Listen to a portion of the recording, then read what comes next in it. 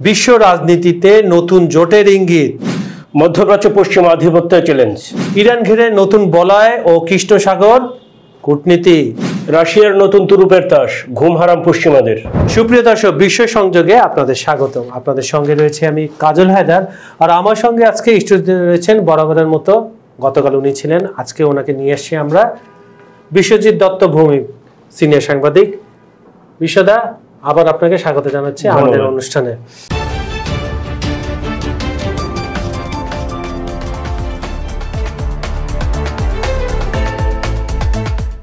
আমরা এখন যে দর্শকদের কথা বলছি সেহেতু একটু দর্শকদের কমেন্টে চলে যায়। আমাদের প্রচুর কমেন্টস আছে, কিন্তু আমাদের সময় তো নির্ধারিত করে দেওয়া, তাই আমরা সমস্ত কমেন্ট পড়তে পারি না বলে আগেই দুঃখ প্রকাশ করে নিচ্ছি। আপনারা এটা ক্ষমা সুন্দর দৃষ্টিতে দেখবেন। যেটা বলছিলাম দাদা, প্রথম সৈকত নামে আমাদের এক দর্শক লিখছেন, ভাই আপনাদের অনুষ্ঠানটা নিয়মিত দেখি, আপনাদের মতামত আমি বিশ্বাস করি। রাশিয়া ইউক্রেনের যুদ্ধটা চলতেছে, এটা কিভাবে থামানো যাবে আমাদেরকে একটু জানাবেন প্লিজ ভাইয়া, কিভাবে থামবে একটু জানাবেন প্লিজ ভাইয়া। মোটামুটি আমাদের কথাই তো কোনো কিছু নির্ধারণ হয় না, আমরা অ্যানালাইসিস করে দিতে পারি বা সম্ভাব্য ভবিষ্যতের একটা ইঙ্গিত দিতে পারি, এর চেয়ে তো বেশি কিছু আমাদের পক্ষে দেওয়া সম্ভব না, তারপর আমরা চেষ্টা করব। আব্বাস উদ্দিন নামে আমাদের একজন দর্শক লিখছেন, ধন্যবাদ সুন্দর লেকচারের জন্য, পশ্চিমবঙ্গ দক্ষিণ 24 পরগনা কুলপি থানা থেকে বলছে, আমাদের দেশের বাইরের দর্শক, এর জন্য আপনাকে আন্তরিকভাবে শুভেচ্ছা। এমডি দেলার হোসেন বলছে, স্যার বাংলাদেশ কি রিয়াল আর্থ আছে জানতে চাচ্ছিলাম। আমাদের রিয়াল আর্থ অবশ্যই আছে, এখনো আবিষ্কৃত হয়নি। প্রাকৃতিক গ্যাস আপনি বলতে পারেন। না, প্রাকৃতিক গ্যাস তো রিয়েল আর্থ না, আমাদের জন্য রিয়াল আর্থ না, আমাদের জন্য বললেই তো হবে না, এটা স্বীকৃতি লাগবে তো।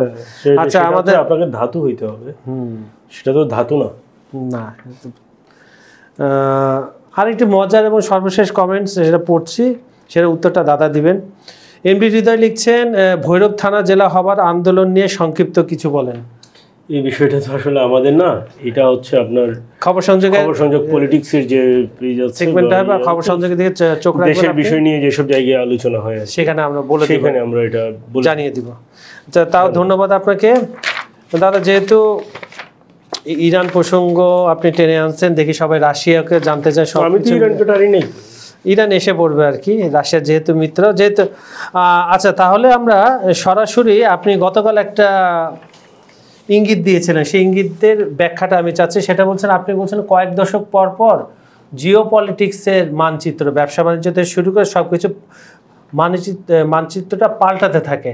এটা তো আমাদের দেশের মানচিত্র বা বাইরের কোনো মানচিত্র না, জিও পলিটিক্সের কয়েক দশক পর পর। এটা কেন, মানে কি অর্থে আপনি কালকে এটা ইঙ্গিত দিয়েছিলেন, দর্শকদের একটু জানান সহজ ভাষায়। ধন্যবাদ আপনার সুন্দর প্রশ্নের জন্য।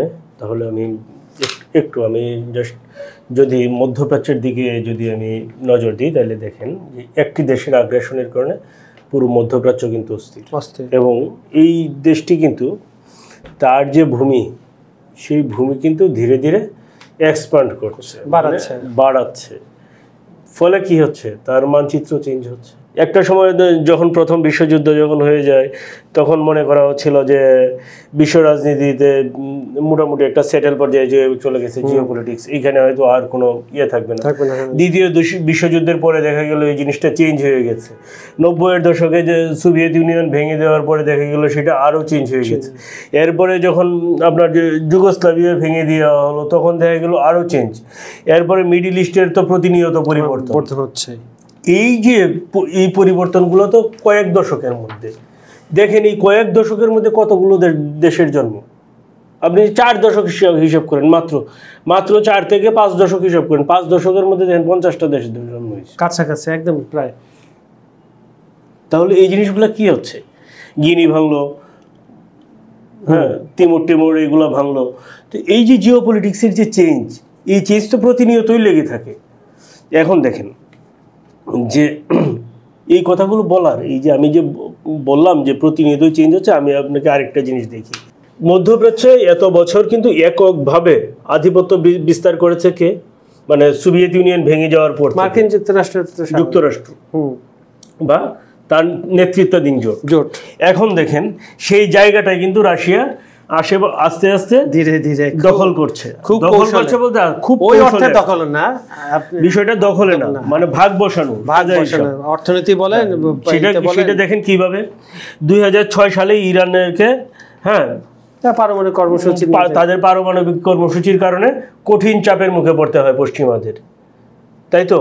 ব্যাংকিং সেক্টর বন্ধ হয়ে যায়, রপ্তানি বন্ধ হয়ে যায়। 2015 সালে কি পারমাণবিক চুক্তি করলো কার সাথে? এর মধ্যে থাকলো 6 দেশ। 18 সালে ডোনাল্ড ট্রাম্প চুক্তি থেকে বেরিয়ে গেল। রেজাল্ট কি হলো? ইরানের ব্যাংকিং ব্যবস্থা ক্ষতিগ্রস্ত হলো, তেল রপ্তানি সীমিত হলো, আন্তর্জাতিক বাণিজ্যে বাধা সৃষ্টি হলো। ফলে যেটা হচ্ছে, ইরান একটা বড় চাপের মুখে পড়ে গেল। যখন একটা দেশ যখন চাপের মুখে পড়ে যায়, তখন সে স্বাভাবিকভাবে যে জিনিসটা খুঁজে, সেটা কি? তার একটা নির্ভরতার জায়গা খুঁজে, যে হচ্ছে তাকে পাশে সবসময় আগলে রাখবে। এই জায়গাটায় রাশিয়ার একটা সুযোগ ছিল, রাশিয়া এই জায়গাটাকে দখল করলো। জাস্ট রাশিয়া ইরানকে সাপোর্ট দিল। রাশিয়া সাপোর্ট দেওয়ার কারণে ইরান যেমন ঘুরে দাঁড়ায়। এখন দেখেন, রাশিয়াও যেমন জ্বালানিতে স্বয়ংসম্পূর্ণ দেশ, ইরানও জ্বালানিতে স্বয়ংসম্পূর্ণ দেশ, ঠিক আছে? দুইজনই কারো ওপেক প্লাসের মেম্বার। ফলে যেটা হচ্ছে কি, যে দেখেন যে এইখানে হচ্ছে কি, যে সহমর্মিতা, যে ডার্ক ফ্লিট, যেটা ডার্ক ফ্লিটে যে তেল রপ্তানির যে বিষয়টা, এই জিনিসটা রাশিয়া ইরানের সাথে করে ইরানকে ঘুরে দাঁড়ানোর জন্য একটা সুযোগ করে দেয়। এই ঘুরে দাঁড়ানোর সুযোগটাই ইরান খুঁজতেছিল এবং ইরান পেয়ে গেছে। ফলে যেটা হচ্ছে, দেখেন, আমি যদি এইখানে আসি, যে ফলে কি দাঁড়ালো এখন, যে ইরান হলো রাশিয়ার মিত্র, এবং সেটা ইউক্রেন যুদ্ধে আমরা দেখেছি যে ইরান রাশিয়াকে কিভাবে হেল্প করেছে, আবার এবং কোনো রাগডাক না রেখে কিন্তু হেল্প করেছে, যেটা তুরস্ক রাগডাক রেখে করেছে। এইখানে এটাতেও আমরা আসবো তুরস্কের এতে। তাহলে কি দাঁড়ালোটা কি দেখেন, এই যে ইরান এবং রাশিয়া তারা কি করলো, যে ডলার বাদ দিয়ে নিজেদের কারেন্সিতে তারা হচ্ছে বিনিময় শুরু করলো। এতে লাভ হয়েছে কার? ইরানের লাভ হয়েছে রাশিয়া। লস হয়েছে কাদের? ডলারের, পশ্চিমাদের, ডেফিনেটলি পশ্চিমাদের। এখন দেখেন সম্পর্ক কোন জায়গায় গিয়ে ঠেকলো, সামরিক কৌশলগত সম্পর্ক, যেটা হচ্ছে ইউক্রেন যুদ্ধে যেটার প্রভাব ফেলেছে। এবং দেখেন এই যে সিরিয়ায় গৃহযুদ্ধ ইরান এবং রাশিয়ার জন্য কিন্তু কৌশলগত একটা পরীক্ষা ক্ষেত্র ছিল, এবং সেইটা হচ্ছে কি, যে আপনার সেই পরীক্ষায় কিন্তু রাশিয়া এবং ইরান কিন্তু উতরে গেছে। এবং যেটা হচ্ছে কি, ইরান হচ্ছে সিরিয়ার সেনা এবং মিলিশিয়াদেরকে সমর্থন দিয়েছে, রাশিয়া দিয়েছে কি বিমান হামলার সরঞ্জাম। ফলে যেটা হয়েছে কি, সিরিয়া থেকে পশ্চিমারা হটতে বাধ্য হয়েছে। ফলে দেখেন জিনিসটা কি দাঁড়ালো।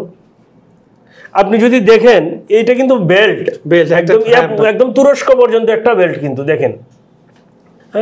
এখন এই বেল্টে দেখেন যে জিনিসটা হলো, সেটা হচ্ছে যে রাশিয়ার যে কৌশলগত জোট, রাশিয়ার জোট কিন্তু দেখেন বড় হচ্ছে মধ্যপ্রাচ্যে আস্তে আস্তে, ক্ষুদ্র ভাবে, খুব ধীরে ধীরে। এখন এই যে বড় হচ্ছে, এই বড় হওয়াটাই হচ্ছে পশ্চিমাদের জন্য মাথা ব্যথার সবচেয়ে বড় কারণ হচ্ছে কি, পশ্চিমারা আগে যা স্বাধীনভাবে করতে পারতো, এখন তা করতে পারতেছে না। এখন দেখেন এসসিও সম্মেলনে ইরান সদস্য হয়ে গেছে, এটা তো আরেক বড় মাথা ব্যথার কারণ। সাংহাই কেন্দ্রিক যে বৈশ্বিক জোট, এই জোটে ইরান সদস্য হয়ে যাওয়ার পিছনে কিন্তু রাশিয়ার হাত আছে, সমর্থন বা নীতিগতভাবে। এখন দেখেন রাশিয়া, চীন নেতৃত্বাধীন ব্রিক্স জোটেও কিন্তু ইরান আছে। সো এখন হিসাবগুলো বুঝতেছেন। এখন দেখেন ইউরেশিয়ান যে ইকোনমিক ইউনিয়নের যে সম্ভাব্য অংশগ্রহণের বিবেচনা আছে, এইখানে ইরানকে বা রাশিয়াকে বাদ দেওয়ার কোনো সুযোগ নাই, খুব ডিফিকাল্ট।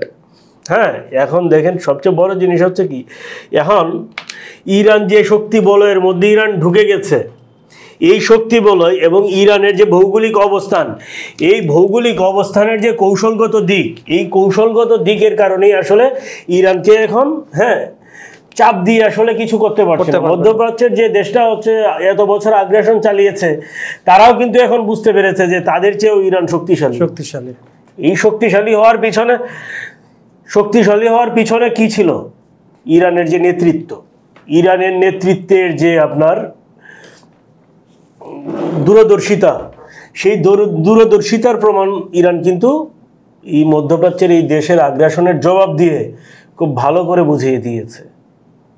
তাহলে আপনার আলোচনা আমি একটা জিনিস বুঝতে পারছি, দর্শকরা বুঝতে পারছে, সেটা হচ্ছে রাশিয়ার সহযোগিতায় ইরান অর্থ, কূটনীতি আর সামরিক সব দিক থেকে নিজের পায়ে আবার দাঁড়াতে শুরু করেছে।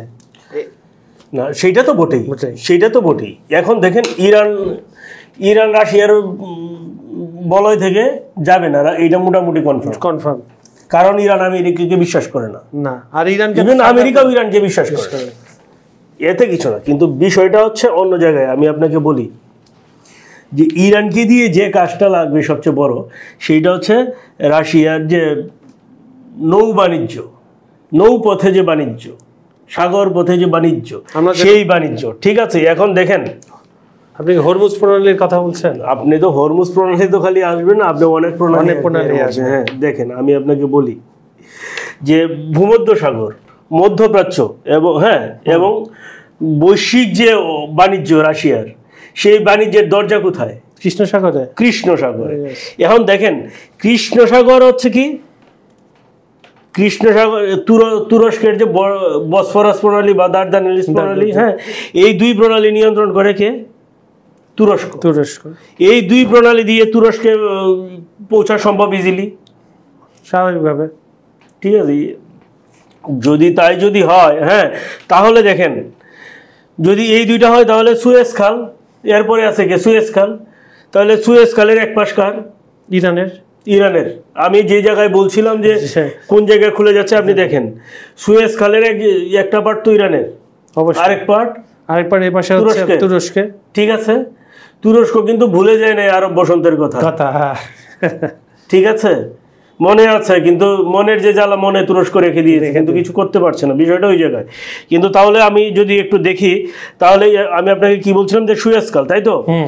মধ্যপ্রাচ্য, আফ্রিকা, ভারত, ওই তিনটারই, এশিয়া, মানে আমি বলছি যে দক্ষিণ পূর্ব এশিয়া, দক্ষিণ এশিয়া, আফ্রিকা, এই যে বাণিজ্যের রুট, এইখানে কতগুলো দেশ, হিউজ পরিমাণ দেশ।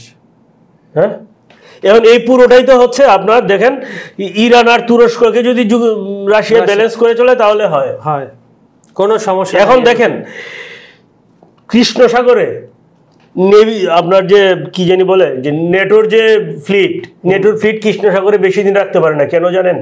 কৃষ্ণ সাগরে যদি নেটোর ফ্লিট যদি বেশি দিন রাখতে হয় তাহলে তুরস্কের অনুমোদন লাগে। কেন অনুমোদন লাগে সেইটা হচ্ছে বিষয়, ঠিক আছেন? এখন তুরস্কের যে মন্ট্রিয়াক্স চুক্তি, হ্যাঁ, এই মন্ট্রিয়াক্স চুক্তির আওতায় হচ্ছে কৃষ্ণ সাগর নিয়ন্ত্রণ তুরস্কের হাতে। আপনি যদি কৃষ্ণ সাগরকে ভৌগোলিকগতভাবে দেখবেন যে কৃষ্ণ সাগরের মোটামুটি অর্ধেক হচ্ছে তুরস্কের অধীনে, ঠিক আছে? এখন এইটা বলার পিছনে আরেকটা জায়গায় আসি যে ইউক্রেনের বন্দরগুলা যখন রাশিয়া দখল করে নেয়, খালি বাকি আছে কি? 3টা বন্দর বাকি আছে। এর মধ্যে সবচেয়ে বড় আন্তর্জাতিক বন্দর হচ্ছে ওডেসা, তাই তো? এখন ওডেসা বন্দর দিয়ে ইউক্রেনের খাদ্যশস্য যেটা হচ্ছে কৃষ্ণ সাগর দিয়ে রপ্তানি হয় হচ্ছে বিশ্বের বিভিন্ন দেশে। এখন আপনি যদি কৃষ্ণ সাগরে, হ্যাঁ, আপনি যদি জাস্ট এটা লিখেন, হ্যাঁ, যে ইউএস গ্রেন ফ্লিট, হ্যাঁ, এট ব্ল্যাক সি, তাহলেই আপনি দেখে ফেলবেন কৃষ্ণ সাগর কতটুকু কার দখলে এবং কতটুকু জায়গা দিয়ে জাহাজ চলাচল করছে। এইখানে দেখেন রাশিয়া 2014 সালে হচ্ছে ক্রিমিয়া দখলের পর সেখানে রাশিয়া হচ্ছে তাদের নৌমূল সদর দপ্তর তৈরি করে, কিন্তু যেটা হচ্ছে যে এইখানে এর অধীনে 3টা দপ্তর আছে, সহায়ক ঘাঁটি আছে। 3টা ঘাঁটির মধ্যে একটা হচ্ছে কার্চ, একটা হচ্ছে ফেডরোসিয়া, আর একটা হচ্ছে আজকে, হ্যাঁ, নভোসিস্ক। এখন দেখেন এইসব ঘাঁটিতে রাশিয়া কি রাখে?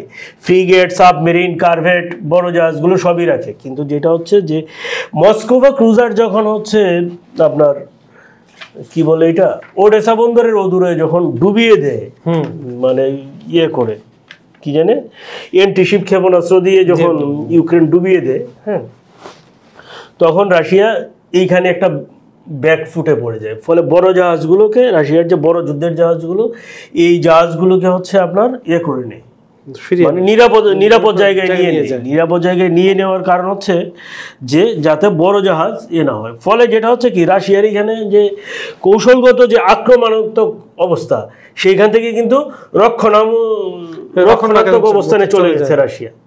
যে কারণে হচ্ছে কি, যে ওই আপনার এখনো পর্যন্ত ইউক্রেন হচ্ছে ওডেসা বন্দর ইউজ করতে পারছে, না হলে কিন্তু এইসব জিনিস কিন্তু একদম এতে চলে যেত। ওডেসা বন্দর বা এগুলো কিন্তু ব্লক হয়ে যেত বা অকার্যকর হয়ে যেত স্বাভাবিকভাবে। তো দেখেন তাহলে আমি যেটা আপনাকে যেটা আলোচনা করলাম, যে আলোচনাটা কৃষ্ণ সাগর থেকে কি দাঁড়াইলো, কৃষ্ণ সাগর থেকে তুরস্কের প্রণালী থেকে ভূমধ্যসাগর, ভূমধ্যসাগর থেকে সিরিয়া বলতে যেটা হচ্ছে সিরিয়ায় রাশিয়ার যে ঘাঁটি, এটার নাম হচ্ছে টাটাস, আর এটা তো তাদের আন্ডারে থাকবে বলে দিয়েছে সিরিয়া। ঠিক আছে। তো এই ঘাঁটি থেকে কি এখন যেটা হচ্ছে, এইটা হচ্ছে রাশিয়ার যে অস্ত্র বাণিজ্যের প্রধান রুট, যেটা হচ্ছে এইখানে হচ্ছে যে রাশিয়ার যে সামরিক প্রভাব এখানে, এইটা মধ্যপ্রাচ্যের যে সামরিক প্রভাব সেটাকে চ্যালেঞ্জ করেছে। কেন চ্যালেঞ্জ করেছে? যে এখানে তো নেটো হচ্ছে দীর্ঘমেয়াদে তার ফ্লিট রাখতে পারবে না। রাইট। কেন রাখতে পারবে না? এই যে মন্ট্রিয়াল কনভেনশন। এখন দেখেন তাহলে যেহেতু নেটো রাখতে পারবে না, নেটো তাহলে কি করছে? নেটো হচ্ছে ইউক্রেনকে দিয়ে অ্যান্টিশিপ মিসাইল, ড্রোন বা নজরদারি প্রযুক্তি সরবরাহ করছে। এইটাতে গুলো একটা। আর কি করছে? রোমানিয়া এবং বুলগেরিয়া সীমান্ত, যেটা ওই সীমান্তে হচ্ছে তারা নৌ প্রযুক্তি ব্যবহার করছে। ঠিক আছে। এখন তুরস্কের কৌশলগত অবস্থানকে তুরস্ককে বারবার করছে, তুমি কিন্তু কৃষ্ণ সাগরের বাইরে, কৃষ্ণ সাগরে কঠোরভাবে নিয়ন্ত্রণ করে রাখো, এটা যাতে প্রভাব অন্য কেউ নিতে না পারে। এটা একটা। এই যদি হয় তাহলে যেটা দেখেন, তাহলে কৃষ্ণ সাগর এখন রাশিয়ার জন্য কি দেখেন, কৃষ্ণ সাগর তো রাশিয়ার খালি রুট যে বিষয়টা তা না, এইটা একটা নৌ শক্তির সম্ভাব্য সংঘাতময় মঞ্চ, সোজা হিসাব আপনি যদি বলেন। তাহলে দেখেন, তাহলে নেটো এখানে কিন্তু এখন সি কন্ট্রোল পজিশনে নাই, হাতছাড়া। ফলে সে তার কি, সে হচ্ছে ডিনায়াল কৌশল অবলম্বন করবে। এইটা তো খুবই স্বাভাবিক। এখানে ভূরাজনৈতিক যে আধিপত্য, সেটা নেটোর হাতে নাই, এখন আর নাই। আছে কার হাতে? আছে তুরস্কের হাতে। এত বছর তুরস্ক নেটোকে করে রাখলেও এখন তুরস্ক বুঝতেছে, এখন নেটো বুঝতেছে তুরস্ক নেটোর কাছে কতটুকু গুরুত্বপূর্ণ। রাইট। ঠিক আছে। কিন্তু তুরস্কের এই সক্ষমতা নাই যে তুরস্ক রাশিয়াকে চ্যালেঞ্জ করুক। এটা নানা কারণে। এবং ফলে যেটা হচ্ছে কি, এইখানে নেটো চাপ প্রয়োগ করেও তুরস্ককে দিয়ে কিছু করাতে পারবে না। ককেশিয়ান রিজিয়নের একদিকে কৃষ্ণ সাগর, আরেকদিকে কাস্পিয়ান সাগর। কাশ্মীরের যে নৌ রুট, এই নৌ রুট কোন দিক দিয়ে? এটা তুরস্ক হয়ে রাশিয়া হয়। রাইট। এখন দেখেন, যদি হয়, ইরান যদি নৌ রুট ব্যবহার করে, কাস্পিয়ান সাগর ব্যবহার করে যদি নৌ রুট ব্যবহার করে, তাহলে ইরান কোন দিক দিয়ে করবে? এটা তো এখন রাশিয়ার দিক থেকে করবে। আমি কেন বলছিলাম যে তুরস্ক, ইরান রাশিয়াকে ছাড়বে না, আমি জিনিসগুলো একটু একটু করে ক্লিয়ার করছি। এই তো এখন দেখেন এই দিক দিয়ে যেটা হলো, তাহলে দেখেন একদম মধ্যপ্রাচ্য পর্যন্ত তুরস্ক আর ইরানকে যদি ব্যালেন্স করে রাশিয়া, তাহলে মধ্যপ্রাচ্যের অনেকটা কাছাকাছি চলে আসে। এরপরে আসেন যে আরব বিশ্বের যে দেশগুলো, আরব আমিরাত বলেন, ওমান বলেন, সংযুক্ত সৌদি আরব বা এই যে রাষ্ট্রগুলো, বাহরাইন, এরা রাশিয়া থেকে অস্ত্র কিনছে।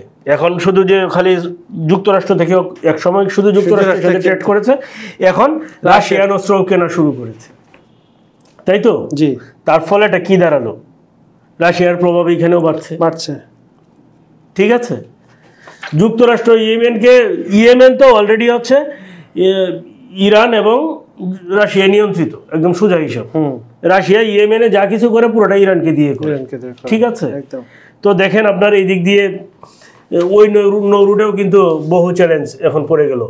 মার্কিন তাহলে পশ্চিমারা, হ্যাঁ পশ্চিমাদের কিন্তু মিডল ইস্টের চ্যালেঞ্জ কিভাবে বাড়ছে আপনি দেখেন, একের পর এক এক একটা তাদের হাতছাড়া হচ্ছে। এখন এই যে কৃষ্ণ সাগর মানে রাশিয়ার জন্য যেটা বিশেষ সুবিধা প্রাপ্ত অঞ্চল, এখন এই অঞ্চলগুলো দেখেন শিপিং রুটগুলো কতটুকু ইম্পর্টেন্ট করে তুলেছে রাশিয়ার জন্য। কারণ রাশিয়ার আশপাশে সাগর আছে 12টা, এর মধ্যে হচ্ছে কি 12টা সাগরের মধ্যে ম্যাক্সিমামই হচ্ছে আপনার বরফে ঢাকা থাকে, বরফে ঢাকা থাকে। তাহলে প্রধান নৌরুট কোনটা? কৃষ্ণ সাগর। কারণ আপনার যদি কাস্পিয়ান বলেন বা আপনার আজাব সাগর বলেন, এইগুলাতে ট্রেড করলে তো আলটিমেটলি কৃষ্ণ সাগরে আসতে হচ্ছে। তার মানে কি দ্বার কোনটা? দ্বার কিন্তু কৃষ্ণ সাগর। এখন দেখেন যে এই যে এত কিছু, হ্যাঁ, জাতিসংঘ খাদ্য চুক্তি করছে এন তেন, হ্যাঁ, তো রাশিয়া কিন্তু ধরেন যে এখন রাশিয়ার কাছে তো তুরুপের তাস আছে। এখন রাশিয়ার হাইপারসনিক সিস্টেম আছে 4টা, তা তো আছে। এর মধ্যে বলা হচ্ছিল কি, যেটা সারমাত ছিল হচ্ছে সবচেয়ে বেশি রেঞ্জের মিসাইল, হাইপারসনিক মিসাইল। এটা রেঞ্জ ছিল 18,000 কিলোমিটার, তাই তো।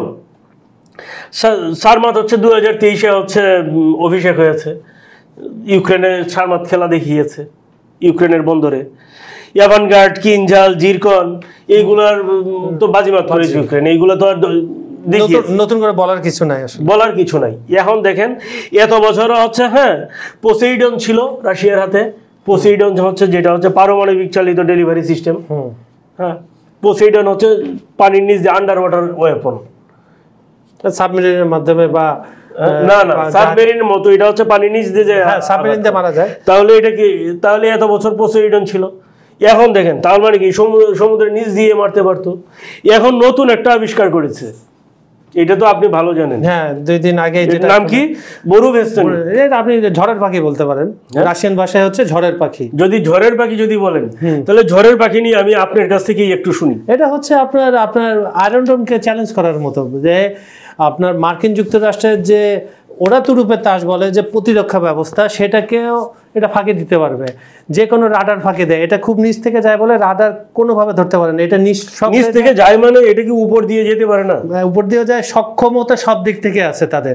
এবং সবচেয়ে বড় কথা, এটা পারমাণবিক পাওয়ার দিয়ে চলে এবং সেই নির্ধারণ করে কোথায় সে দিক পরিবর্তন করে আঘাতটা হানবে। মানে সেলফ সেন্সর কি? সেলফ সেন্সর, তার মানে সে যখন তখন গতি পরিবর্তন। এটা হচ্ছে আপনার জলবায়ু পরিস্থিতি বিরোধী, মানে পক্ষের কি ধরনের অ্যাটাক করছে সবকিছুর উপরে সে নিজেই এআই চালিত, সে নিজেই ঠিক করবে কোন জায়গায়, কিন্তু তার যে লক্ষ্যটা, সে লক্ষ্য সে আঘাত হানবে, এটা দাবি করছে রাশিয়া। মানে তার মানে আমি যদি বলতে চাই, মানে জিনিসটা আরেকটু ক্লিয়ার করি। ধরেন যে আঘাত হানার জন্য সে যেভাবে চলছে, সে হয়তো তার কাছে হয়তো মনে হলো যে এই সময়টা আঘাত আনার জন্য উপযুক্ত সময় না। হ্যাঁ, তখন সে কি করবে? সে তখন করবে, ব্যাক করার তো কোনো সুযোগ নাই। সে পরিস্থিতি পর্যবেক্ষণ করে তারপরে, না মানে সে কি এরকম যে আকাশে স্টে করতে পারে? হ্যাঁ, এটা সব ক্ষেত্রে না। এখানে একটা ব্যাপার আছে, আপনার 12 ঘন্টা উড়ে 15 ঘন্টা পর্যন্ত সে থাকতে পারে। এটা একটা তারা স্ট্যাটিস্টিক্স দেখাইছে যে সে 12 থেকে 13 ঘন্টা, ধরেন এটা আনলিমিটেড চুল, এটা কখনো নিভবে না, একমাত্র ব্লাস্ট হওয়ার পরে, যেহেতু পারমাণবিক পাওয়ার দিয়ে চলে। এটা 15 থেকে 16 ঘন্টা নিজে স্থায়ীভাবে যে কোনো একটা গোপন জায়গায় যেখানে রাডার ধরবে না, সেখানে সে স্থায়ী করতে পারে। যখন দেখবে হ্যাঁ আমি এখানে আঘাত করব, এখানে এখন আমার নিরাপদ, আমি কোনো বাধার সম্মুখীন হবো না, তো জাস্ট লাগে হেলিকপ্টারতে অতক্ষণ থাকতে পারবে না, যতক্ষণ একটা তো ভারসাম্য রাখতে, কিন্তু এটা অনেকক্ষণ থাকতে পারবে। এটা কিন্তু রাশিয়ার তরফ থেকে বারবার দাবি করা হচ্ছে। পশ্চিমারা আতঙ্কে আছে, কিন্তু পশ্চিমারা বলছে এই ধরনের কি আসলে সম্ভব কিনা তারাও ডাউটে আছে, কারণ এটা এখনো যুদ্ধে ব্যবহার করা হয়নি। যুদ্ধে ব্যবহার যদি রাশিয়া তো অলরেডি এটা মোতায়েন করতে বলে তারপর আমরা দেখব নিশ্চয়ই যখন এটা ছাড়বে, তখন মার্কিন যুক্তরাষ্ট্র, ইউরোপীয় ইউনিয়ন এবং ইউক্রেনের রাডারগুলো সচল হবে।